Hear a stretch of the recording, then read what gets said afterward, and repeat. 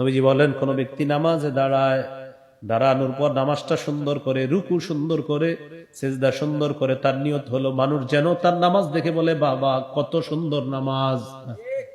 নবীজি বলেন, কোন ব্যক্তি নামাজ সুন্দর করে এই নিয়তে মানুষের দৃষ্টি আকর্ষণ করে, মানুষ যেন বলে তার নামাজটা কত সুন্দর, নবীজি বলেন যাকা শিরকুস সারাইর, এটা গোপন শিরক।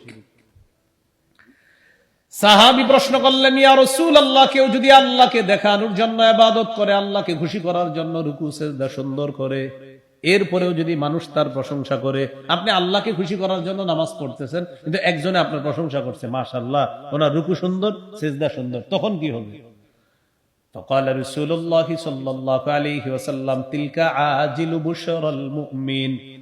কোন মুমিন বান্দা যদি আল্লাহকে খুশি করার জন্য ইবাদত করে, তার ইবাদতের প্রশংসা যদি কোনো বান্দা করে, নবীজি বলেন এটা ওই মুমিনের জন্য আল্লাহর পক্ষ থেকে দুনিয়াতে নগদ সুসংবাদ হয়ে যায়।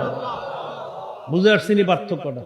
একটা হলো নামাজ সুন্দর করতেছি বান্দাকে দেখানোর জন্য, শিরিক, ছোট শিরিক, গোপন শিরিক।